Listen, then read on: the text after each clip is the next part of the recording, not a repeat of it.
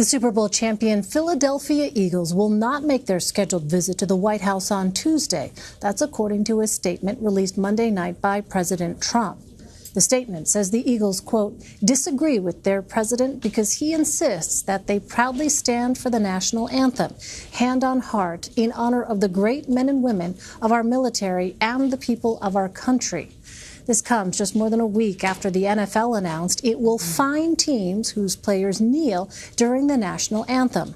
Under the new policy, players can remain in the locker room for the anthem without being penalized. Michael McCann joins me now. Michael is a legal analyst for Sports Illustrated. He's also Associate Dean for Academic Affairs at the University of New Hampshire School of Law. Well, Michael, the White House says the Eagles were planning to send a smaller group of players to Tuesday's event and implied that the players who do not stand for the anthem are disrespecting the U.S. military. Can you remind us of the origin of that protest and why the players themselves have said they are actually demonstrating? Sure. So the origin of this controversy stems for a couple of years ago from Colin Kaepernick, who at the time was a quarterback for the San Francisco 49ers. He began in an act of protest. He kneeled during the national anthem, and he offered a variety of reasons for why he did so, including protesting brutality against African Americans. And this was a political form of speech. After the fact, some months later, he became a free agent player and no teams wanted to sign him. And he then brought a collusion grievance against the NFL, which continues to this day. Other players have joined in protest and kneeled during the national anthem.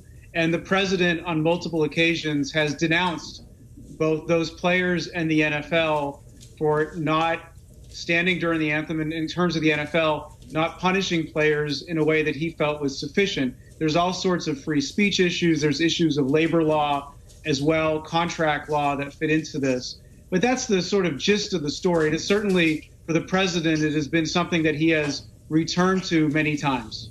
Well, how might this decision from the White House and from Eagles players not to attend be related to the NFL's decision to fine teams whose players protest during the national anthem? Well, it's interesting because we know that the president has applauded the NFL for the new policy, something that he advocated for and that the league chose to adopt. It's possible that the president feels emboldened by that new policy, that he could think the league has now made it clear that players have to stand during the anthem. Although one could ask, why is it necessarily relevant for a White House visit? A White House visit is a ceremony, a celebration. What takes place before games, you could argue, is fairly different from a White House ceremony event, honoring a team for winning a championship. So I suppose there may be a connection, but it's not a direct one. Well, does this move and President Trump's response indicate to you that NFL owners are fearful of the president?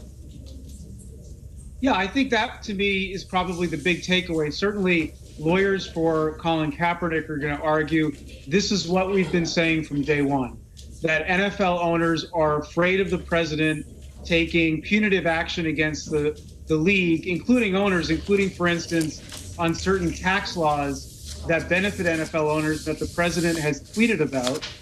That this fits that paradigm, that the president is so against players kneeling that he's willing to take punitive action against those that kneel or that he associates with kneeling. Here, at the last second, he disinvites a team from going to the White House. So it would bolster Kaepernick's argument that the president is playing an influential role among NFL owners in not having them sign Colin Kaepernick. Well, has there been any response from the Eagles yet? Not that I know of. I mean, the story just broke, so I haven't seen a response. We know that some of the players have tweeted comments, but I'm unaware of the team itself issuing a statement. But that, of course, could change momentarily. All right, Michael McCann. Thanks very much, Michael, for your insight. Thank you.